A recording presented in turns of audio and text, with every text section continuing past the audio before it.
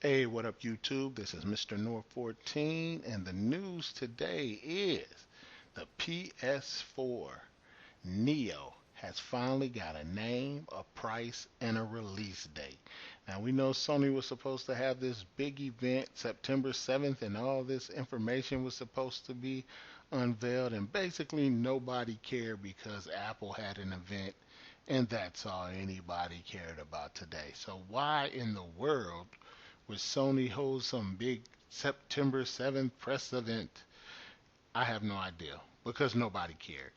So I'm just going to fill you in on the news that pretty much nobody cared about. And we're going to start out with the PS4 Slim. We all knew that was coming. They announced that before that September 7th thing. Today that was supposed to happen, which nobody cared about. So basically, the PS4 is going, the Slim version is going to release September 14th. It's basically the same as the existing model. Nothing special, no 4K, no HDR, high range video, no VR, no nothing. It's just a copy of the PS4 that's already out. And that's going to hit the market on September 14th. Now, the Neo, it has a name. It's called the PS4 Pro. And it's going to be released on November 10th for $399. Okay? But this is what the PS4 Neo can do. It's going to do 4K gaming. It's going to do HDR, high dynamic range video. And it's going to do something that the Xbox One S can't do, and that is virtual reality.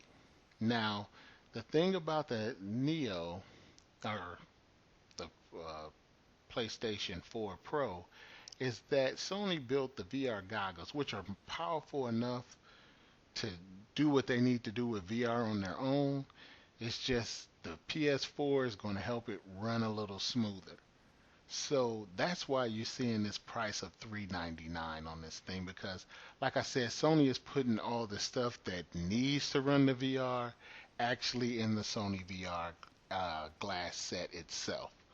Okay, so I don't think we're going to get a real powerful PlayStation 4 Pro. And that's another point that Microsoft's and everybody is saying, hey, if you had this big old press event and it was supposed to be all big today, and you released no specs for the PS4 Pro or Neo, what it was called. You mean no specs? We don't know how fast the processor is. We don't know how many processors. We don't know what is in the system that makes it, hey, that we have to go get this system. Oh, it plays VR. VR is dead. And that's the sad part. And the hope is that Sony can bring VR alive with this price point. I mean, you got to pay $399 for the Neo, and then you got to pay another $399 for the actual headset. So you're looking at about $800, just to get into VR. And heck, that's no different than the PC. And the PC is upwards to 1,000. And mm, I just don't see VR taking off. I mean, it hasn't taken off yet. I haven't went out and bought $1,000 PC upgrade just so I can walk around with cords to the back of my neck and everything and say, "Wow, this game is really realistic." I don't think I'm going to do that.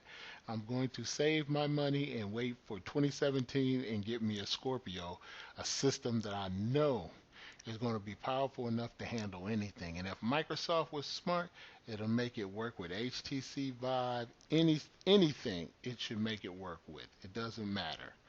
They should make it work with every VR headset system. Heck, Microsoft should make a headset for itself. But like I said, this is PS4 news. Like I said, I just explained everything for the PS4. They got the Slim coming out September 14th for $299, and the PlayStation 4 Pro, formerly known as the Neo, coming out November 10th.